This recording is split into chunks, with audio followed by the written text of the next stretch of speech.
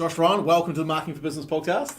Thanks for having me. Good to be here. Mate, I'm excited because, look, you're a young dude, and I just want to give some context for our listeners here.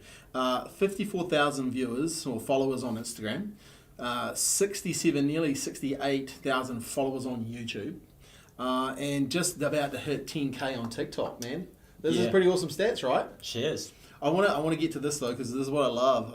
I read this quote that you wrote, and it says, "I didn't go to university. I learned everything through trial and error, mentors, and Google." How good's that? Yeah, pretty much have to for social media. Yeah. Anything they're going to teach you is going to become outdated pretty quickly. So it's hard to get the specifics from university. It all really comes from trialing it out. And the cool thing is, I pretty much have done the same. You know, I didn't go to university. I've got probably 8 people in here. They've all got degrees. Some of them have got double degrees. I've interviewed 7 people this week for a new job, and they've all had degrees. All amazing people, but they know nothing about digital. Yeah. And I think it's really cool. So what led you to want to get into the digital space? Like, you're born and bred, you're in Nelson, went to Nowlan College, so you're a good South Islander. What got you excited about digital marketing and social media? My parents have just always encouraged me to sort of like think a little bit differently, get out the box, try new things. When I was a kid, when I was 9 years old, I had a vending machine. Was my first business. Brilliant. Yeah, because I wanted to go watch Messi play for Barcelona football, and so good. So where did you get the money to buy a vending machine? Who has money at 9 to get a vending machine? Well, I pretty much bought a can of Coke and rung the number on the back of the Coke can 3 times a day for about 2 months. Really? Until Coke eventually rang up Dad. And I lived in a small place called Golden Bay. Yeah, beautiful. And it was like off their map. Yep. So usually you'd have to pay like 50 grand a year for a contract. Yeah. But it technically wasn't in any region, so it was free to have the vending machine as long as we stocked it with all their stuff. How good's that? So that was pretty good. And then... So you just had to restock it and click the money? Yeah, pretty much. Brilliant. And then a few years later moved to Nelson, found out about social media and all of that when I was 14, 15 and started playing around with an Instagram account that was like vision board sort of quotes, cool stuff like that I'd learnt from books.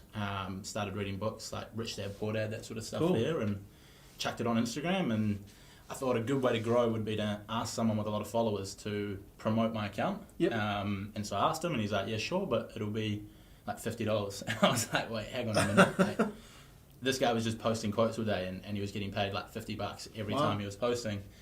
And I was like, he's just doing that from his phone, and he's probably making a full-time income from anywhere. And I thought that was pretty cool. So did you start thinking, hey man, that's more than a vending machine? Like, yeah, and I thought that was pretty cool, so I just went for it from there. And so did you have something similar to what he was doing, or did you just go, I'm going to model that? You know? I just saw him as he was sort of in a similar niche, but had way more followers. Like I probably had a couple hundred, and he had like a couple 100,000. Oh, right. So was that the Millennium Dream? Yeah. Nice. And so his account was Millionaire Mentor was the name of it. So I sort of modelled it off that. Brilliant. And then spent heaps of time just learning about it, joining different group chats, and then through that you sort of learn about affiliate marketing, you learn about drop shipping and doing all these things. So that's what properly got me into it. Nice. So you've created you've created a page and you've got it growing, and obviously you start learning all these different ways. And were you just curious to learn? Like, was that the nature? Like, obviously since a young person you started, Yeah, always been curious, and so just probably too curious at that point because I tried everything. I'd do drop shipping for a couple of months, make a little bit of money, and then I'd see someone talking about affiliate marketing, so I'd jump in and do that. Yeah. And sort of did everything, which probably slowed the progress almost a little bit until I properly focused in, which would have been when I sort of left high school and sort of had to make it happen. Like, so you were doing this while you were at high school still? Yeah. And did you grow the vending machine thing at all, or were you just... So had to let go of that when we left Golden Bay, because then all of a sudden we were in Nelson, which is like a region recognised by Coke, and so you had to pay for... I can't remember how much it was, but it was a lot of money to pay to have like the contract for the area. Okay. And I wasn't forking out the 50 or 60 or however much thousand it was. So did you make enough to get a trip to see Messi?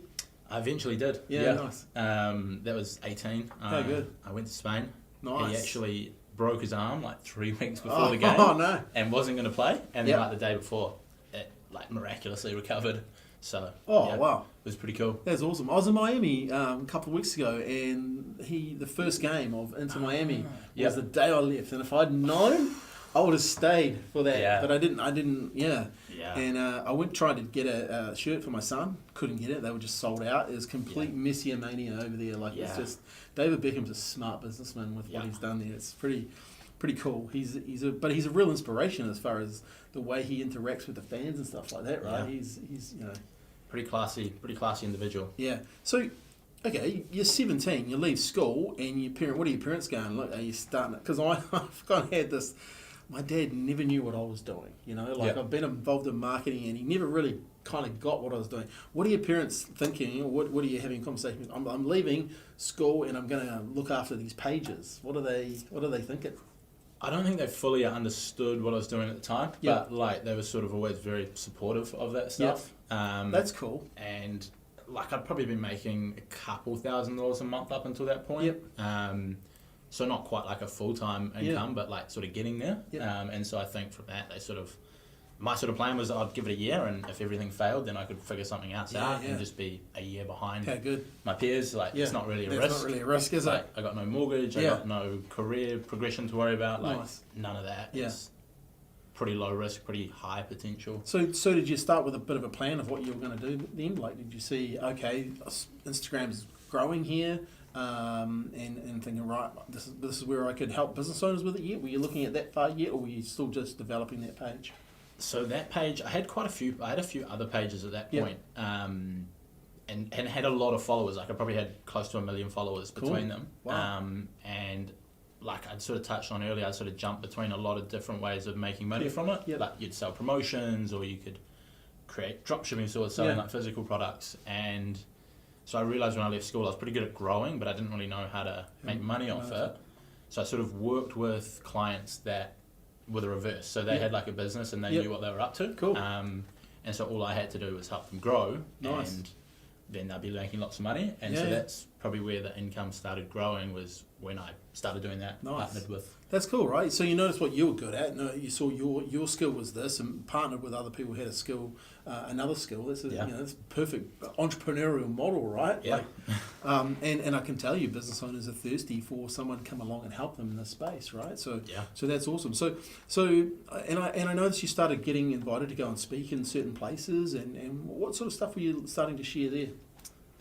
It was pretty much just Instagram growth. So I got to go and speak at an event in Bali, which was pretty cool. That was on the way back from Europe after being in Spain. Cool. So that was pretty cool. Got to speak there. I was 18 and very, very nervous. That was the first time I'd spoken on stage. Yeah. Wow. That's cool. Yeah, and that was just through another Kiwi guy actually. Who had a company, and they had an event in Bali and wanted a bunch of speakers on different topics, and he knew I knew Instagram, so that's awesome. Yeah, worked out well. And so was that the first time you've ever spoken about your subject matter, in person? Pretty much, yeah. I think I did one little speech at the local Polytech, NYT in Nelson, for 20 people or something. What did you learn? It was probably just gaining confidence, to be honest, of actually doing it. Again, was very, very nervous. I was pretty introverted, I guess, despite what I do for a job. And that's an interesting thing, right? Because a lot of people who are doing stuff online, they are introverted. They like getting behind the computer and doing things, even though they might have their face to the cameras and all that sort of stuff. At the same time, they are introverted. They don't. Do you like networking? Around the right people, definitely. Yes. I'm just saying. If I went to a party or something like that, I'd probably get kind of bored, to be honest. But if I'm around a bunch of people who do similar stuff, whether it's sports or business or whatever it might be, then can sit there for days on end and talk about it. What have been some of the biggest learnings that you've had since leaving school? And because you've started a business really early, right? Obviously, that's that. So what are some of the big things you've taken away from that in this short time? How old are you now? 23. Yeah, so it's about 6 years since you've left school. 7 years. Yeah, coming up 6 years. End of the year. Yeah. So what have you learned so far? I'd say a big one is, and I'm still trying to apply it myself, is probably just focusing on one or two things and just going all in on them. I think it's pretty easy, especially in the online world. There's so many shiny objects that can grab your attention. Totally. Like you might be awesome at Facebook ads, and then you see like TikTok's taking off, and so everyone just jumps across and jumps on that. Or you see people talking about crypto, and then all of a sudden you want to buy some crypto. And just trying to just focus entirely on how you can do your thing really, really well. Because I guess I probably thought at times if you can do everything, you'll do well, but you can be very good at running Facebook ads for plumbers and make millions of dollars from just doing that one thing if you do it really, really well. Yeah, I met some guys in Miami, and they just look after roofers. Yeah. And they have just sold part of their business to an equity firm for a lot of money, and it's like roofers. Yeah. You know? Yeah. It's like, hang on. You know, that's pretty cool. Okay, so focusing, and so is that something now that you're just being disciplined with? How are you, like... Yeah, I think it's just learning to say no to more things, to be honest. Like, nice. I think especially as you build an audience organically, you can reach quite a wide group of people. Like, it's not as narrow as targeted ads, and so you all of a sudden get these opportunities to work with like a music artist and then maybe an athlete and all of these different people, but trying to focus on like a specific group or a specific business, or even things like just turning down sponsorships because it takes too much effort to try and think about how you can plan out a sponsored video and all of that, where you might get $1,000 or a couple $1,000 in return to just do your thing really, really well and then monetize it your own way. And I think that's really important to know that. It's the same with the podcast. I've been asked a few times, hey, I'd love to sponsor you. And I'm like, well, I don't want a sponsor. Yeah. And they're like, well, why wouldn't you want... And it's like, because you want to change something. I'll have to do something. And it's my shit, you know? Like, I want to have good conversations with business owners and not have to worry about someone else. And we get plenty of business off the back of it, but it comes our way, not their way, you know? So... Exactly. And you'd need then to get approval, like make sure it's right, make sure you say it in the right way, and you might have to say it in a way that you feel like is too salesy that your audience isn't going to like. Yeah. And then it just throws in all this complications. Yeah. And I don't like listening to podcasts where they have like 5 minutes at the start of, hey, come and buy my stuff. And it's like, no thanks. Yeah. Okay, so discipline and learning to say no. What else have you been learning? Have you learned along the way? Starting to get better now at delegating work out, and so trying to figure out like what I can do best, and then how to delegate the rest of it. Nice. So it started out just with hiring contractors online to help with small things here and there, and now I've got a couple of people that are pretty much full time, like editing. Well done, man. Editing content, all remote, and so learning that's been really helpful because then it can free up my time to do again what I do best. What you do best. Yeah, that delegation side of things is really, really important. I always remember, a client of mine who's become a friend, he's saying, Scott, if you want to be promoted, then you have to be replaced, Yeah. You have to build systems inside your business so that someone else can come along and do those jobs for you. Yeah. And at the time, I was like, didn't really get it. But as you got older, I kind of understand it. And as you have more people working for you, side note that you must tell the young people, though, that they're not being replaced. Okay, so because they thought they were getting replaced. But moving up, doing the next. So you started to grow a team. That's pretty cool, right? Like that's another evolution of your business. Yeah. And so what have you started learning about hiring people? Probably the big one is like setting expectations and creating systems to get results. Like you can't just send them a video and expect them to edit it perfectly and put it out there perfectly. Yeah. Like you can't just a lot of the stuff in the past I've probably just had in my head and just done. Yeah. And it's just natural for me. Yeah. But learning how to turn that into a system that someone else can follow has probably been really important. Yeah. And being able to set expectations with those people. And just trying to give them your vision. With their skills can be sometimes. I remember like when we first started working, when we had my SEO business, working with the Filipino team. Yeah. And we asked one of them to literally, one of the guys had a birthday, and we said, "Can you go and get a birthday cake? And can you put this on the birthday cake?" And it was like, "Please put happy birthday on the birthday cake." So they wrote. Please put happy birthday on the birthday cake. Yeah. And it was like, oh man, they are, some people just see literally what you tell them is what they should do. So, setting expectations and being really, really clear. How do you get on with systems and processes? Is that natural to you? Not really, to be honest. Yeah. Just learning that. And maybe that's because I haven't really been in, I've never worked a normal job. So, I haven't seen the systems and that other people have put in place. So, I'm sort of trying to figure it out as I go and learn from, I guess, YouTube, books, podcasts, all of that stuff there. But learning it as I go. I think that's an interesting one you just mentioned there. Like a normal job, like what is normal these days, and it's really interesting. So we hired a girl last year to come on and do TikToks and Reels, and like we kind of thought about it like, man, this has never been done before. As far as like you've studied and you've gone to university and all this sort of stuff, and you have this expectation of this job you're going to get, and all of a sudden you're applying for a job to do TikToks and Reels, and it's like, man, like I never thought you just don't think that would be a job, right? And I think that's the coolest thing now is, you can do things like the world's changed, right? And the demand for those skills has changed, right? So that's the cool thing about it as well, right? It's you don't actually have to go out and become a whatever people tell you to be. Oh, you can pick up a camera and talk about something you're really passionate about and interested in, and build an audience around that and make a full-time income through TikTok or whatever, which didn't exist 5 years ago. Yeah, it's real crazy. Cool. And I think that's the challenge as well, because there are so many options. Yeah. And we'll definitely talk about technology in this chat, because I know you'll have some ideas about AI and all that sort of stuff. So really, you've gone to the University of Life, but also the University of YouTube. Yeah, pretty much. How crazy is YouTube, right? Like it's amazing. It's amazing when I look back over time and had my search engine optimization business, and we bought that and built it up and sold it.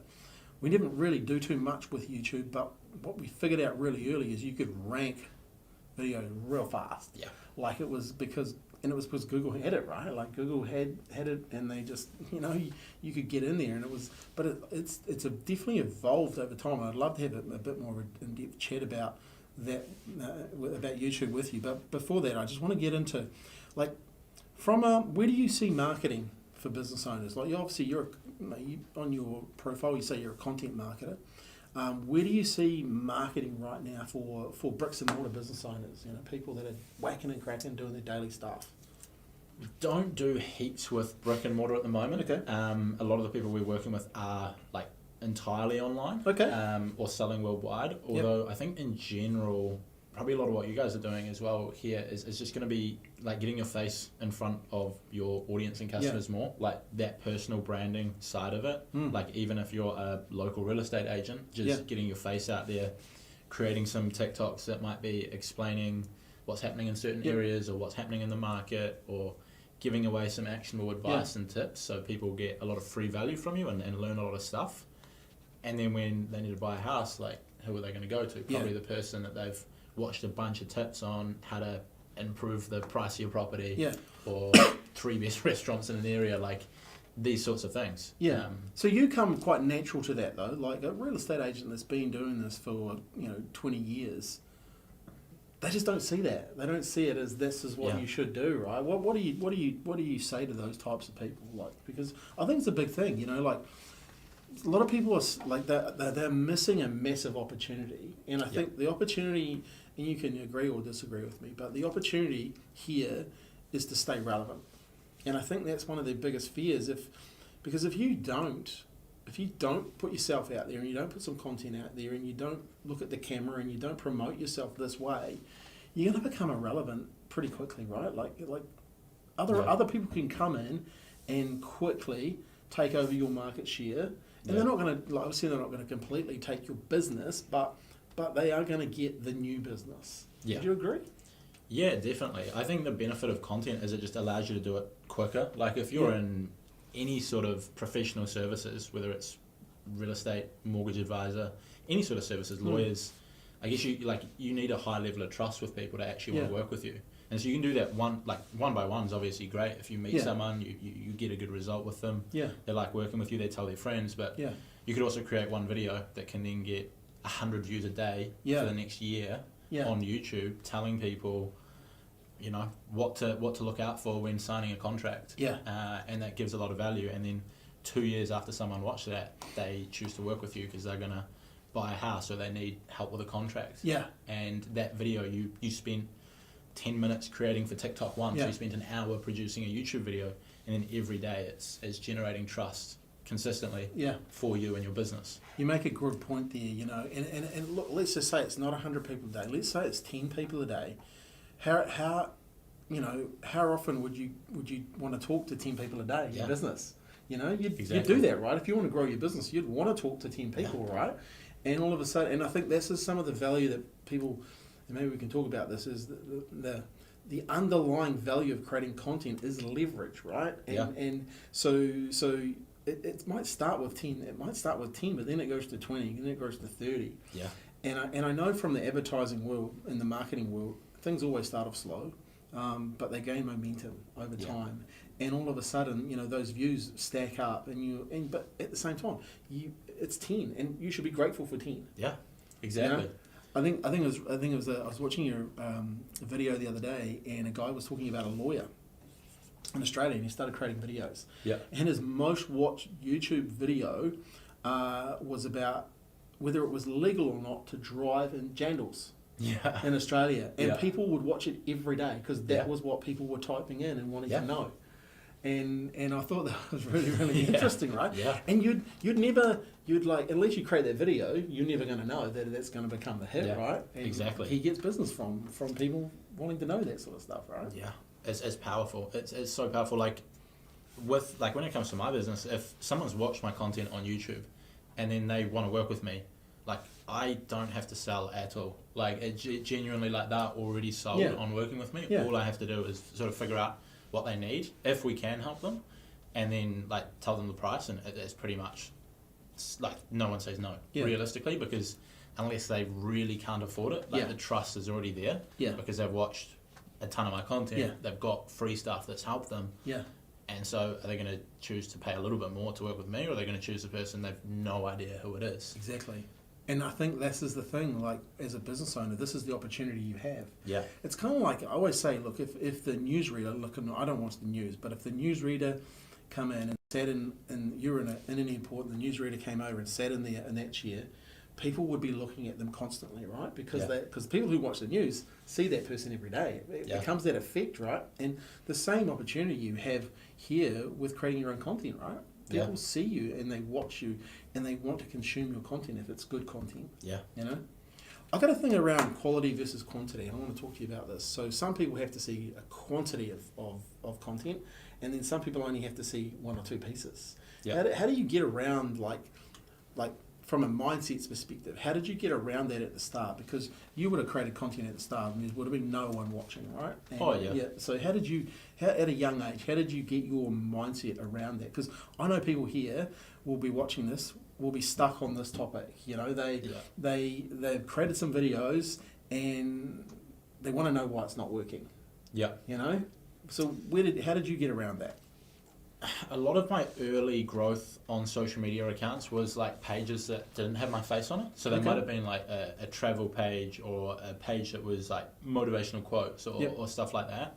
And so by the time that I was putting my face on stuff and like creating, say, the YouTube videos, I already had like a stack of results behind me. Nice. So I was sort of less, like I could create a video like how I gained 100,000 followers. Yeah, true. And it might not go viral and do really well, but I was probably less worried about it at the time. Yeah, because you'd already had those results. Yeah, which helped. Yeah. But I think just that adoption of like you just sort of have to do it, like just making it a habit to put out stuff. Yeah. And if no one watches it, like no one watches it. It's obviously not very nice. But just make it a habit, because if you stick at it long enough, like eventually it's gonna work. Yeah. Like, if you just stick at it and become marginally better each time, it is eventually. And I think that's the key too, is just becoming better at it, you know, like learning, as you say, you know, you watch more videos, you get in some groups, you listen to some stuff, you get a few tips here, a few tips there, and you just keep stacking that, you know, and not quitting. Would you say you're really persistent? Is that one of your traits? Like you've got that kind of, I'm going to make this work? Yeah, I think so. I think, that's pretty much what's helped me. I've made probably every mistake there is in the book to make when it comes to like social media and that stuff there. I've had pages that have not grown. I've had ones that have flopped. I've been scammed many times. I've had pages hacked through, not necessarily my own fault, but like not understanding how to protect yourself against that. Like, everything that could go wrong has probably gone wrong, and it's only through figuring out everything that doesn't work that I've probably eventually. It wasn't a quick overnight thing. Yeah, you stumble into. But the cool thing there is you stay in the queue, right? Because a lot of people get out of the queue. There's a great saying from Jim Rome, how do you get the front of the buffet queue? And he just says, it's like stay in the queue. Yeah. Right? It's like too many people get out, right? Yeah. You get out, oh, go over here and do that, or come over here and do this. Well, just stay in the queue. Yeah. Be prepared to get those knocks, prepared to get those failures, and keep the eye on the prize. What did you, where do you think you got your persistence from? Was it like just, did you get it from sport, or did you get it from your parents? Because a lot of people, this is probably the thing that lets them down, is they're just not that persistent. Yeah, I'm not sure. Like, definitely from mum and dad as well. Like, they've always worked hard at what they've done, and they've tried to instill that in me and my brother. And sports, like I've always played a ton of sports growing up. Team sports? Pretty much everything. Yeah, I mean, nice. my primary school there was like 80 kids, Oh, and yeah, so true. that's about 10 per year group. Yeah. Which means you got about 5 boys. So when it comes to like the rugby team, the football team, the cross country team, it's all the same people. So you just play everything. Everything. Nice. So yeah, lots of team sports, few individual sports, mostly football and cycling were probably the main two. Hence your love of Messi, right? Yeah, exactly. And people wouldn't really believe it now, but I was tiny growing up. Yeah. And like until about 17. And so being like a really short, skinny kid, like Messi was like idol. Because he's like, like 5, he's tiny and still so much better than everyone else that so he good. plays. Yeah. Yeah. No, he's definitely the GOAT. Yeah. Hey, so let's look at the Instagram, because I know a lot of business owners love, they look at social media and they're like, how do we work this out? How do we actually, for a lot of like, for a lot of our clients, that's why they pay us, right? To help them with their social media and help them with their content creation. So Instagram, because you are an expert in Instagram and you're an expert in YouTube, and we'll talk about the both of them. But what are some practical things that, say, a business owner could do? Like what can they do to help them, grow their account, get more business from that account, and just get more exposure for them? So, everyone's probably been told to like create good content, create more content like that. That's pretty sort of goes without saying, I guess. So probably don't want to dwell on that. When you talk about good content, though, what is good content? Like, what's good content? Like, just think about who you're trying to reach. Like, who are you trying to serve with your content? Like, who's the customer you're trying to get after? And like, how can you create something that's going to be of interest to them and actually help them with a micro problem that they sort of have? Well, let's go with an example. Let's say we are a tyre company and we sell tyres. Yep. And we want to grow our Instagram account. What are we doing there? And we sell tyres to mainly people with, like, I guess that nicer vehicle type scenario. So what would you see? What's a micro problem that they might have? So people with nicer vehicles, like you're probably looking at, you might give away some tips on how to like maintain your vehicle nicer. You might give away some videos of like, little things you can do each month to make sure it's not going to have, I'm not much of a car guy, so I probably can't get too specific into what can go wrong with them, but like look at all the little things there, maybe how to clean it nicer, things like that. And get into a lot of, like, just think about what these nice car owners are going to do. Maybe it's even down to, like, if these nice car people go for, like, a Sunday drive, like, nice spots you can go for a drive. Nice. Tips on how to handle it better so maybe you don't burn through the tyres as quickly. Maybe counterintuitive if you're trying to sell more tyres, but... No, but it builds trust. Yeah, and exactly. Tyres are going to get worn out anyway, so... so little tips on that. Like. So looking at who my ideal target is, and then looking at some of the problems they might have or some of the things they might want to know, and then creating content based on that. Yeah. Yep. Okay. That's pretty much what we've focused on. There's a lot of like educational stuff. Like you can also get into the sort of story side of things where you might introduce some of your employees and stuff like that, and do that sort of content. Nice. A lot of stuff we've done is educational sort of based. So like tips and tricks and products you might want to use, products you might want to avoid.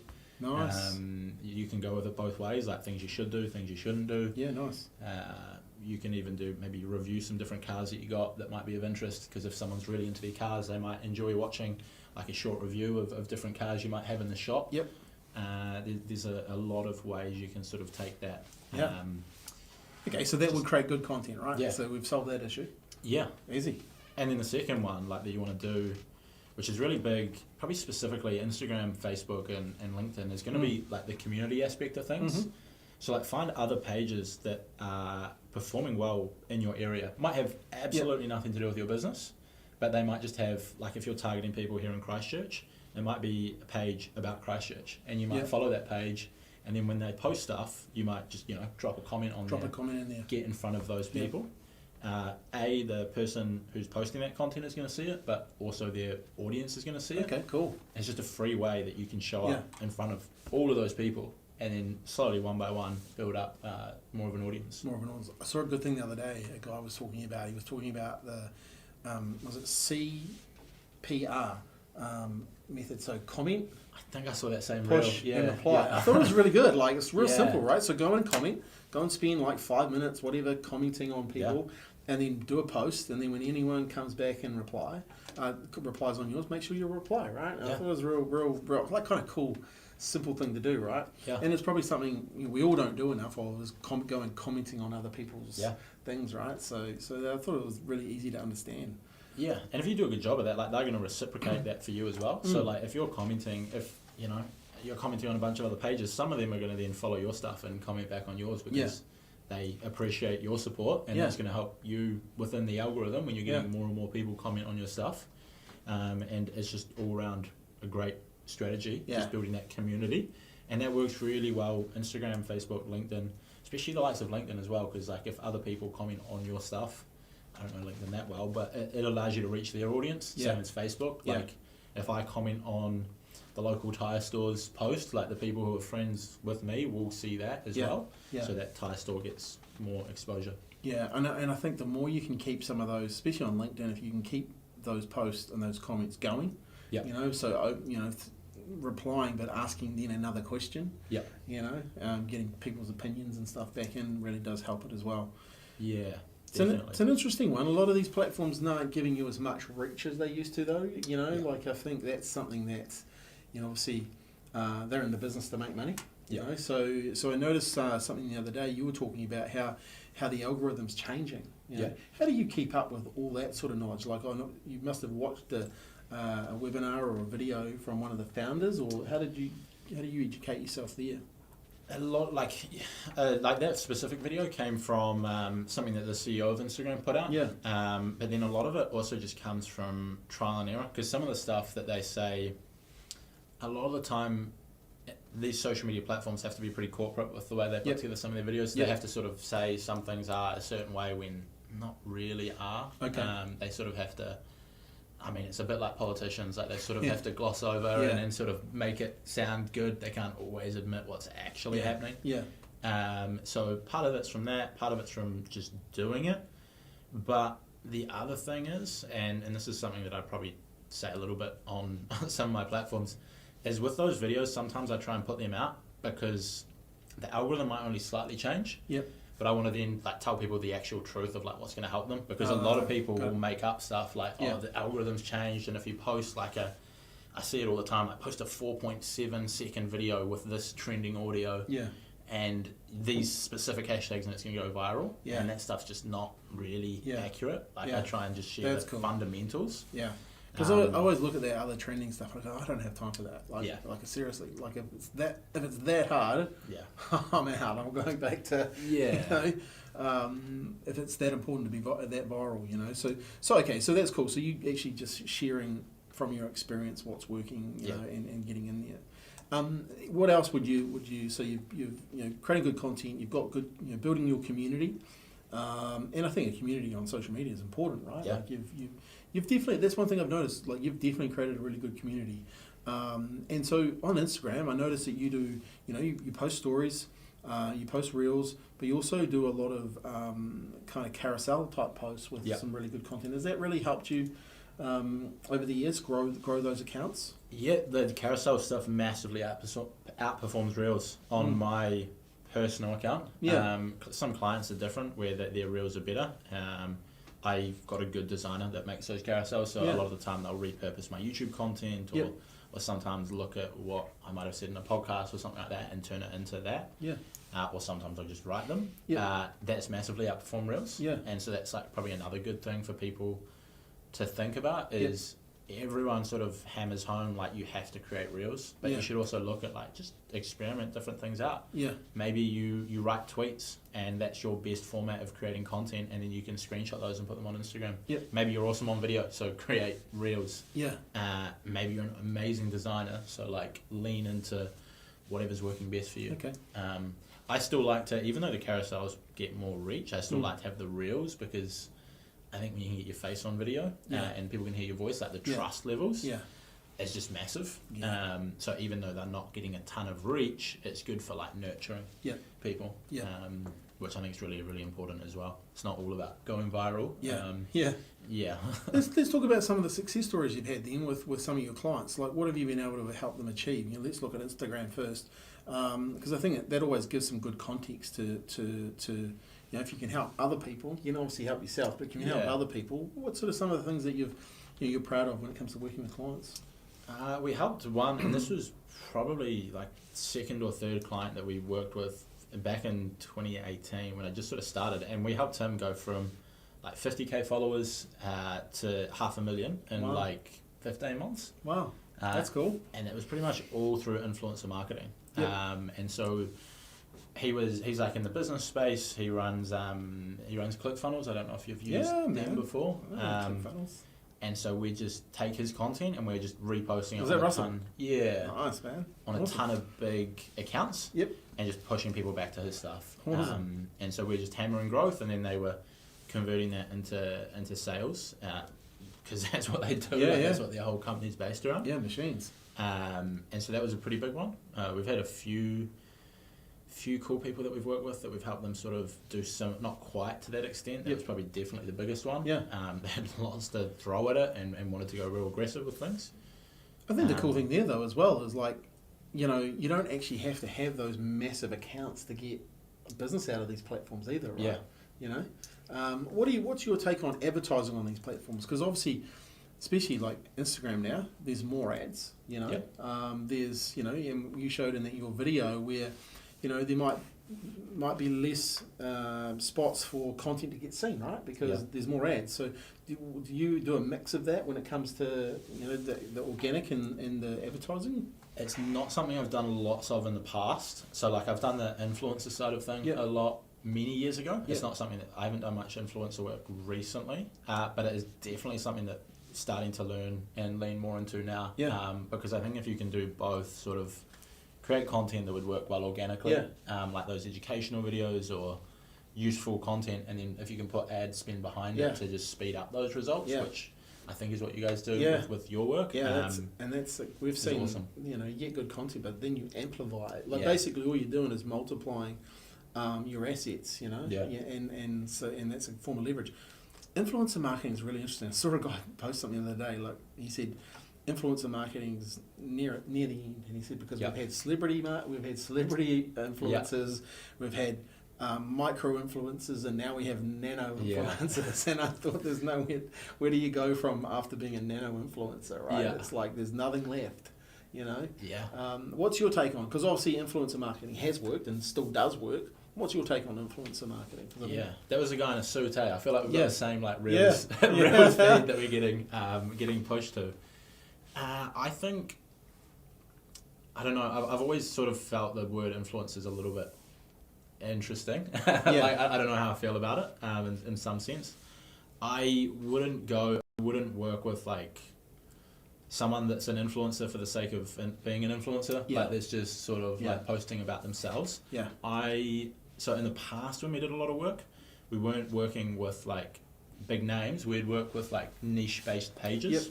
So they might post lots of vegan cooking recipes, and then you'd partner with like someone that might be a vegan personal trainer, and then you'd get them to promote that person. And so they could have like 500,000 followers, but you might only pay like $100. Nice. Because there's no like name behind it. Whereas if you worked with a person who had 500,000 followers, you're paying for that like celebrity endorsement almost. Nice. Nowadays, don't do as much of that because there's like so many of those pages that sort of waters it down. But working with creators, so like someone that's known for something, works really, really effectively. Nice. And I guess I sort of see both sides of that, because with my YouTube channel, like we will have brands reach out to us. And like we've done brand deals with people where we'll just create like a short tutorial, and that can generate thousands or tens of thousands of dollars in revenue for them. And so if you are a company that focuses, I don't know what to pick on, but if you find a creator who creates educational content in your space, and then you can pay them to talk about your stuff. That's where I'd be going. Nice. So people that have like a bit more depth to their content. Yeah. Not just like pretty selfies or cool travel photos. Yeah. Like some real depth to what they're doing. Nice.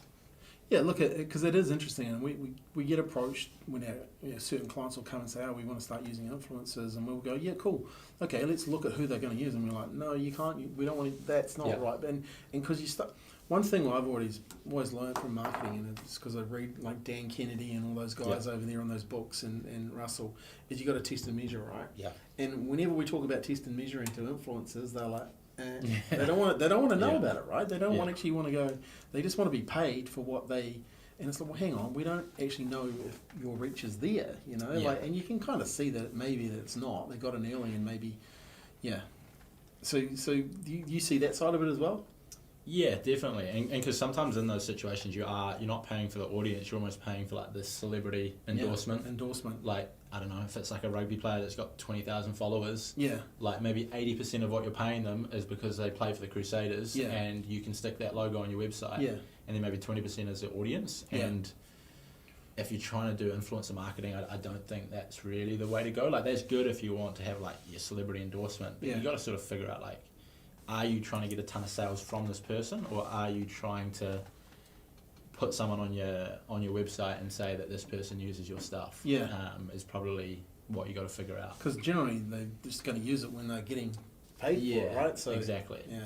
So you've actually got to be a bit more strategic with it, and I think that's where we come in and go, hey, actually, let's be a bit more strategic about this. And let's make sure it's working, because at the end of the day, every dollar you pay someone, you got to get that money back, right? And let's look at that. Okay, so I think you've given some really good practical stuff there with Instagram. Let's talk about, because I know you really love this, and this is YouTube. So, and I've started to see you've really started to take off putting your content on YouTube. Let's talk about YouTube, because people will start going, well, what's a short? So let's talk about videos on YouTube. Let's talk about shorts. Let's talk about lives, and let's talk about playlists and some practical tips that a business owner could use to actually get more content in front of people when it comes to YouTube. So the big one is definitely going to be search, and that's where sort of YouTube stands out from other social media platforms, is that ability for people to search for your content. Like, you're talking about that lawyer in Australia who like talked about getting out of Can You Drive with Jandals, something like that. You could create that, and 5 years later people are still watching it. You don't really get that with a reel or with TikToks. Like, it might do well for a few days. It might, if you're lucky, do well for like a few weeks or a month. But on YouTube you can create something that is like boring, but people want to search for, like explaining, how to do something. Might be a really mundane thing, but heaps of people are searching for it. And so your video can then rank up the top, and you can just stack up these videos. So I think that would be really useful for a lot of business owners. If you're looking at let's say your topic, it's then, okay, what are the frequently asked questions? What are the should ask questions? What are the common questions you get, and creating videos that way? Exactly. Yeah. Even if it's just a way to cut down, even if you purely look at it as a way to cut down on the time you spend explaining simple things, because every time someone asks you a question, you answer it, and then you create like a 2-minute video for YouTube.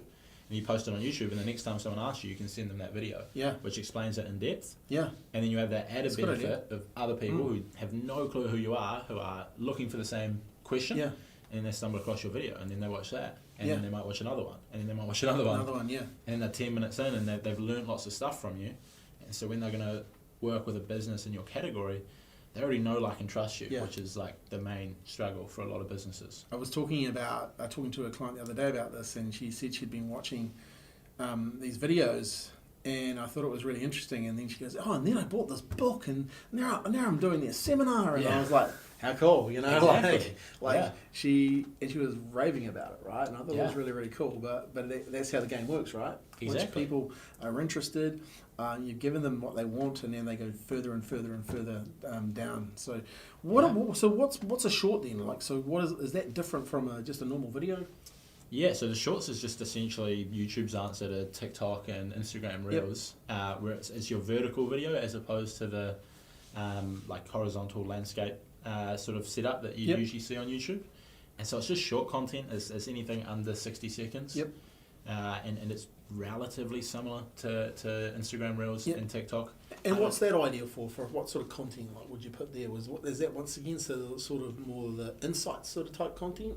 Or you can do those same insights because it can still rank in search. where people can search and find your short videos. I don't do a ton with shorts, just purely because I think if you can get long form content to work, where it's like 3, 4, 5 minutes, even longer, is better. On YouTube, haven't really seen heaps of success with reels. It really depends. It's probably more. Shorts is probably more entertainment. I was thinking that as well, Yeah. Because my son watches them, right? And he's 10 and he's watching shorts. And they're all funny. And he'll like, Dad, come watch this one, like but it seems to like it's all, it's kind of that entertainment content and fast entertainment. So I guess if you're a business owner, you could create some, that side of your business where it's a bit more funny and have a bit more fun with it. That would be the place to put that sort of content. And a lot of people will clip up their long form stuff. So like they might have a podcast like this and they just clip up lots of short stuff for shorts. We worked with one client for a few months that he was, created videos about vending machines. Like he owns a bunch of vending machines. So kind of came full circle, I guess, with my stuff.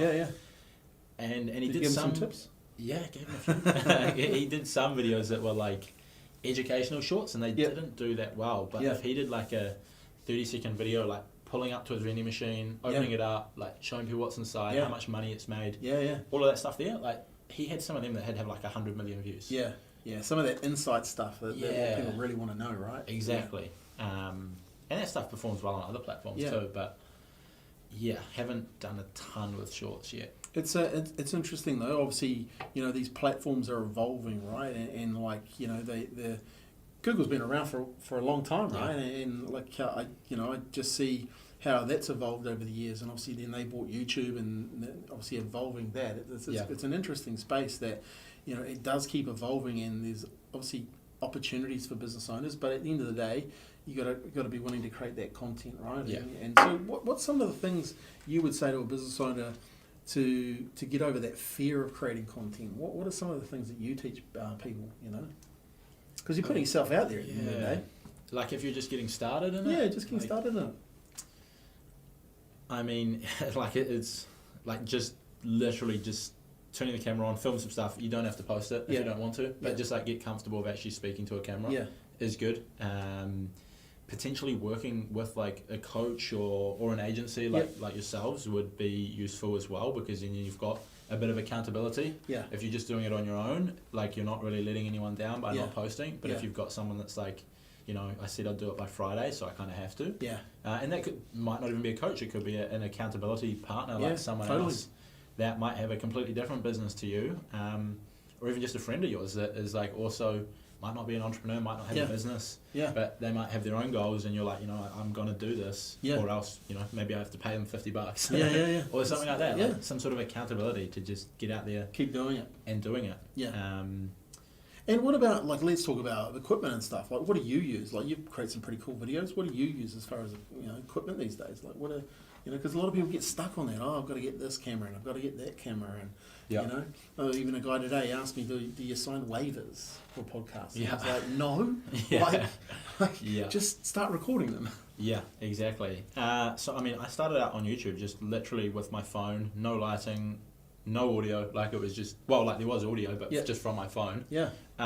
So it was literally just that sitting on a tripod. Was started out. It's not particularly flash. It was very average. And then I bought an expensive camera after that, which was like $2,500, thinking it would make a big change to my videos.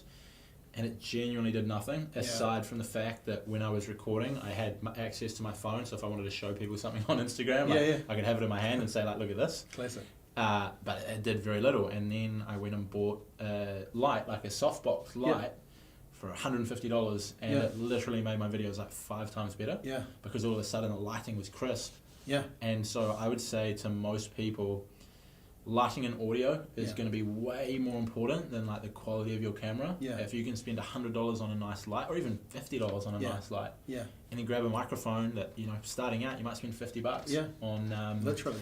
Go on Trade Me or go on in Google and just look for like a lapel mic. It's going to cost you very little, and that'll increase the quality of your content. Like that'll get you 80% of the way there for like 20% of the effort. And if you want to get that next 20%, then it's probably going to take a lot. Like the YouTube videos that I film now is like in a professional studio, and I don't even know what the cameras are, but they're each probably worth, there's 2 cameras set up, it's probably worth 10 grand plus. Nice.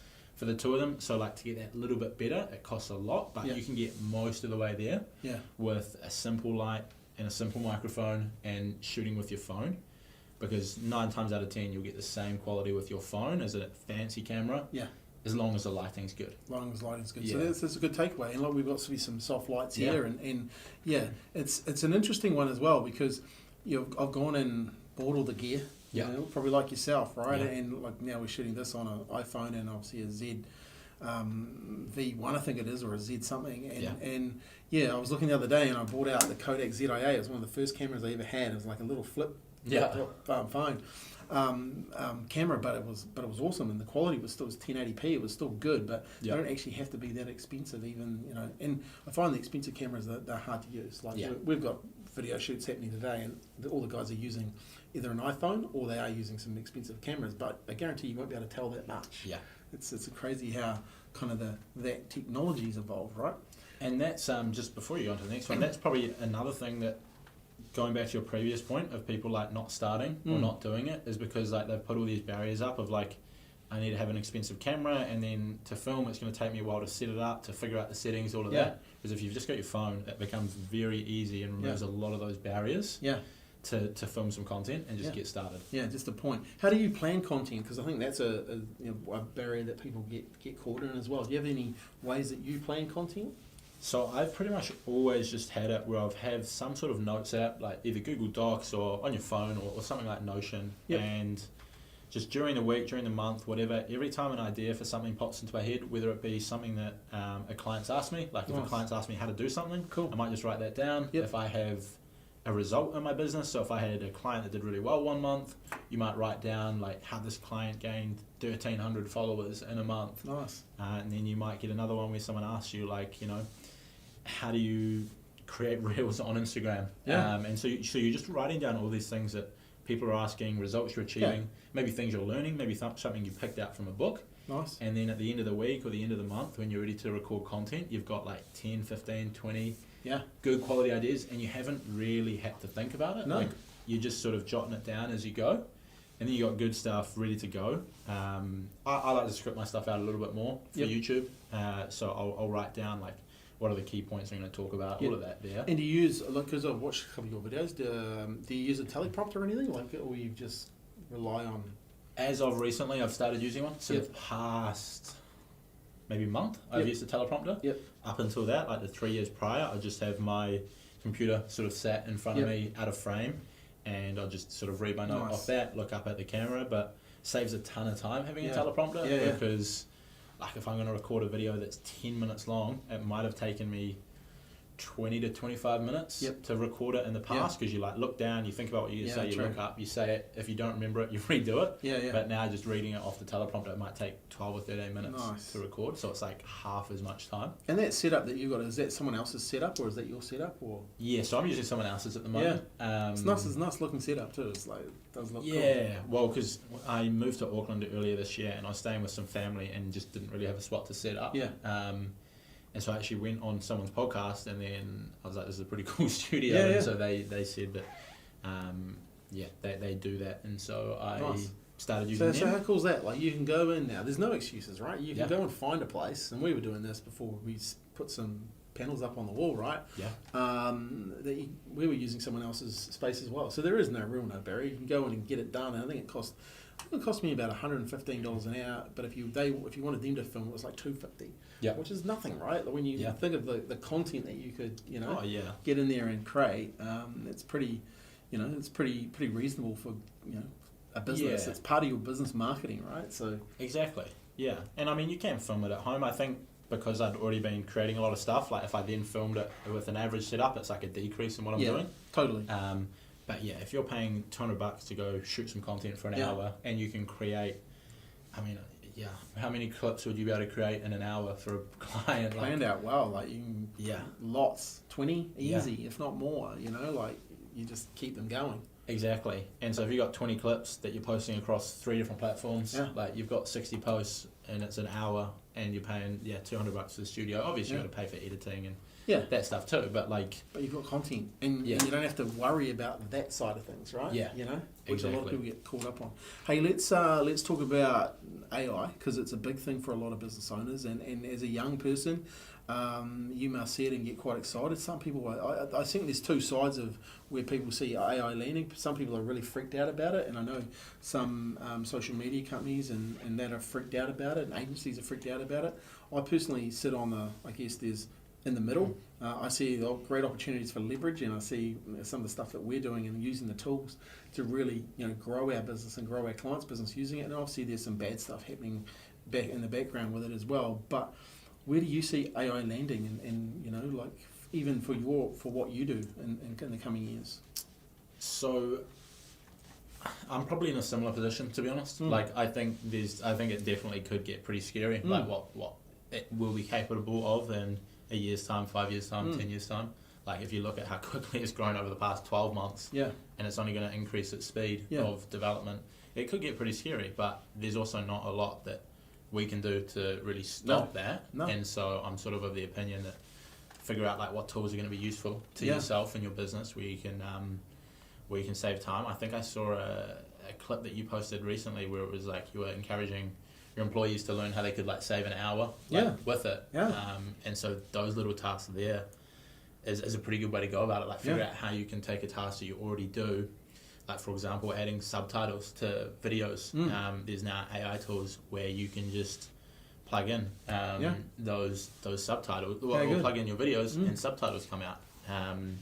I've been doing some boxing sessions with a guy in Auckland, and we'll film them and then we'll just put them unlisted on YouTube, and so that means it's like not available for the general public to look at.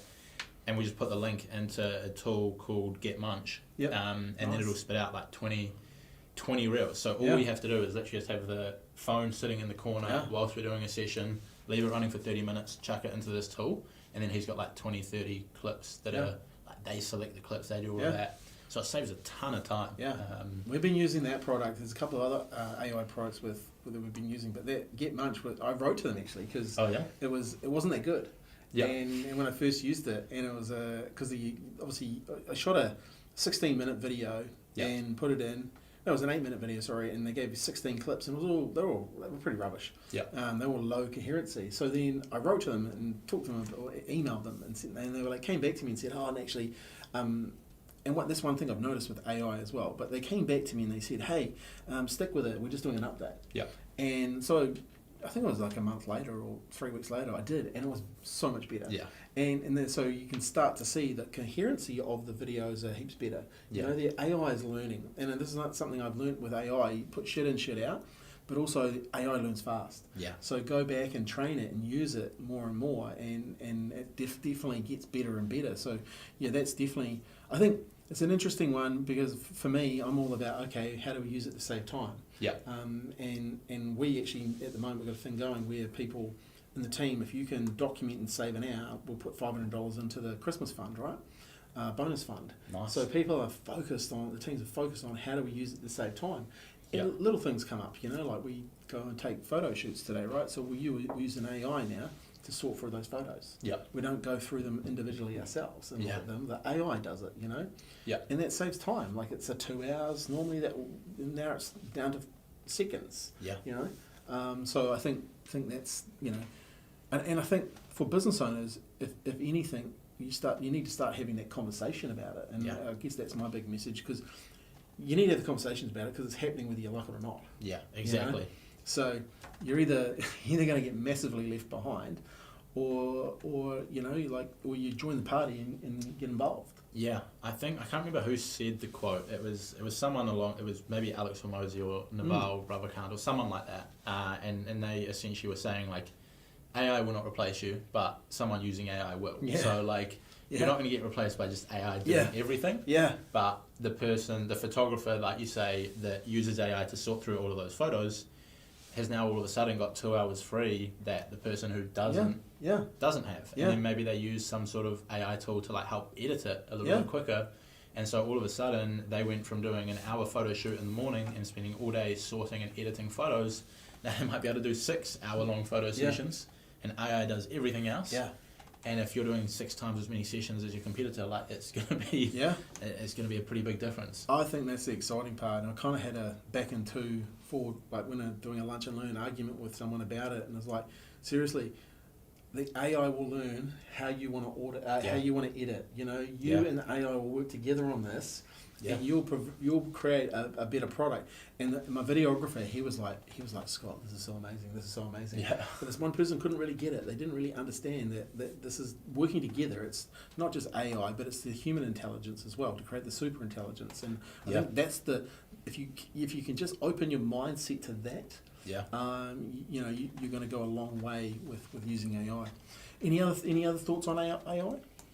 I want to dive into it more in the future. Like I've used it a bit. Have you cloned your voice yet?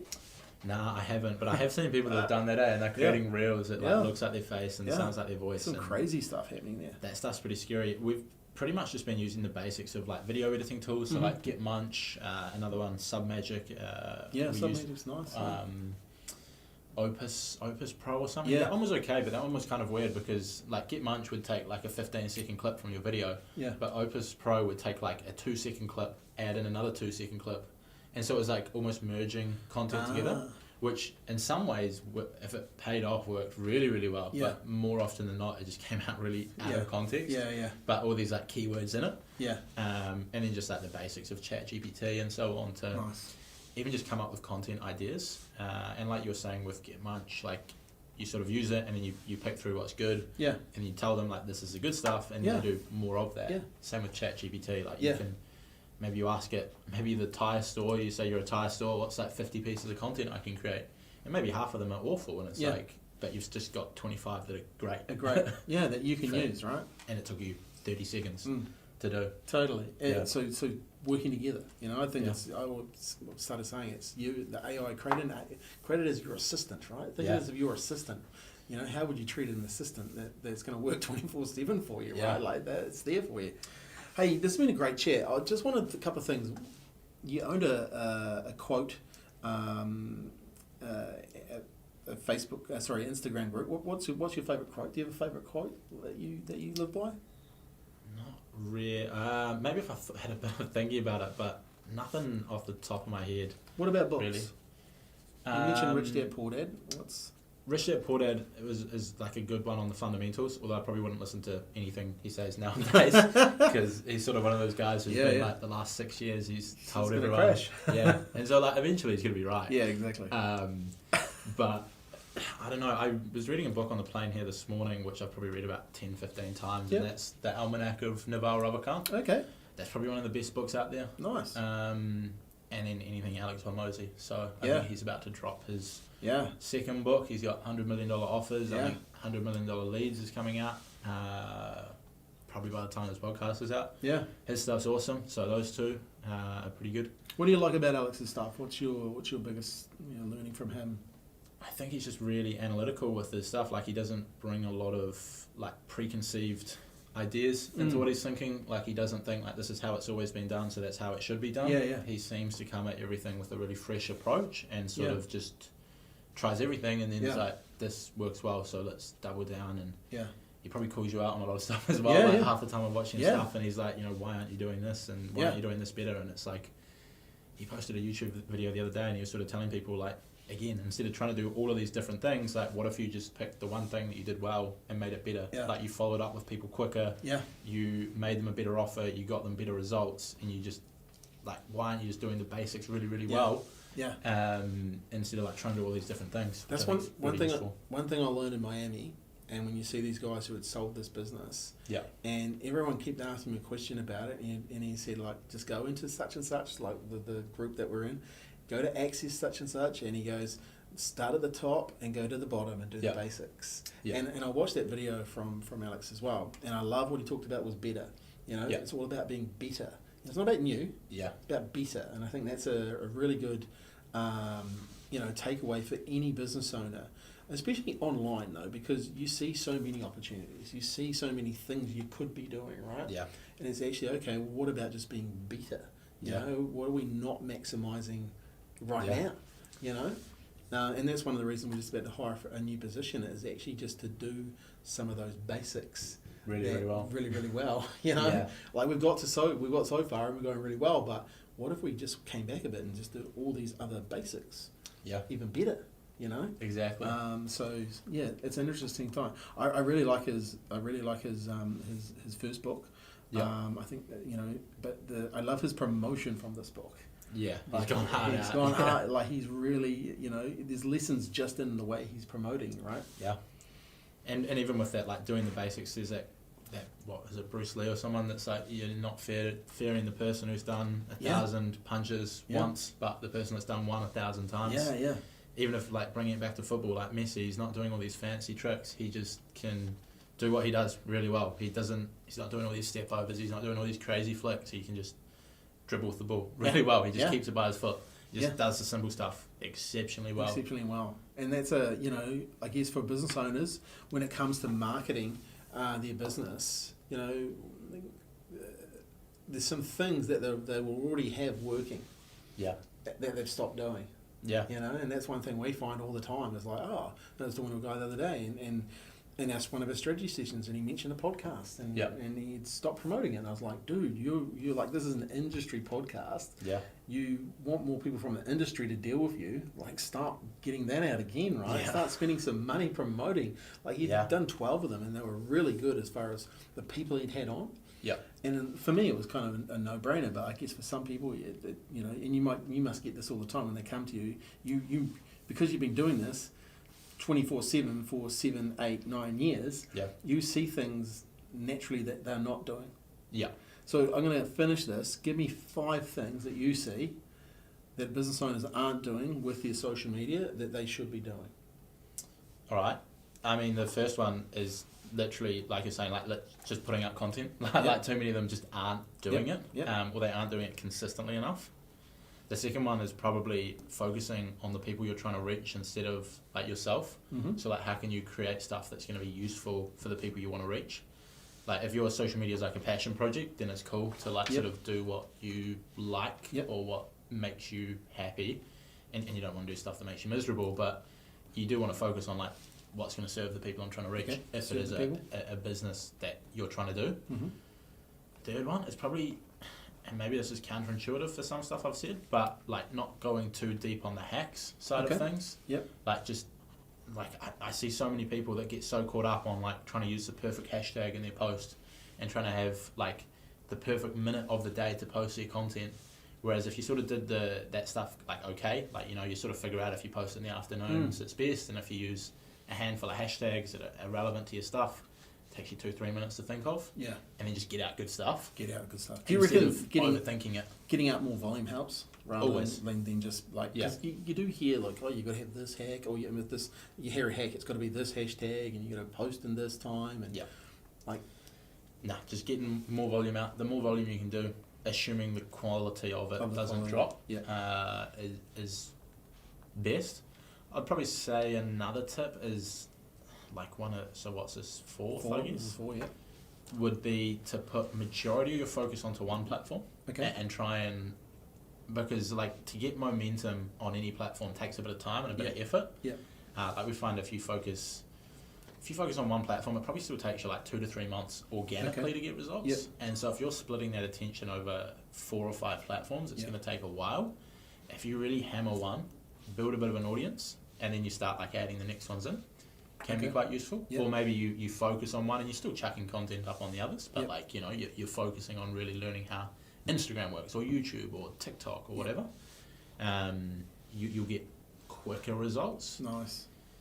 And then the fifth one is probably don't be too upset if a video doesn't do well, and don't let that like get you down too much, because some stuff just isn't going to perform well. Yeah. I'll create videos. I've been doing this a long time, and I'll create videos that I think are going to be awesome, and then it turns out and like no one watches them. And then it's true, right? Yeah. And I mean, to add to what you're saying earlier about like things that or that are doing the simple things better. Like I make that mistake all the time as well. Like I'm definitely not trying to sit here and act like I'm perfect at that. Yeah. Because I do it all the time as well. And I think even Alex mentioned in that video, like he himself will tell other people to do stuff and then realize that he's not doing that himself yet. And he's like, if you just thought yourself, of what you would say to someone else, and then you did it yourself, would help so much as well. I've caught myself a few times doing that. And like, I wrote that down. I was like, I probably should be doing that myself. Yeah, and we've had that with clients where like they'll come and they'll pay, they'll get us to do stuff like to help them grow. And a lot of the time it's almost just telling them to do what they thought they should do, but they've just held themselves back from doing for whatever reason. They've made up an excuse or they don't back themselves. Yeah. And it's just telling them like, just do that. Yeah. Trust me. It'll work. Yeah, it'll work. Yeah. Okay. So it's probably the other one. Back yourself. Back yourself. Yeah. I like it. Hey man, this has been an awesome chat. I really appreciate you coming and sharing with the audience. Look, where can people find out more about you and how you can help business owners? And obviously, you know, like you've obviously got free courses and stuff, and we'll link to that sort of stuff. But, you know, how do people contact you? So pretty much Josh Ryan everywhere on social media. YouTube, Instagram, LinkedIn are probably the main three. YouTube's probably where you get the most value. Yep. And yeah, tons of free stuff. Pretty much everything is free. We're focusing on at the moment now, to be honest. And what's a perfect client for you? Well, who would you love to turn up at your door if you could?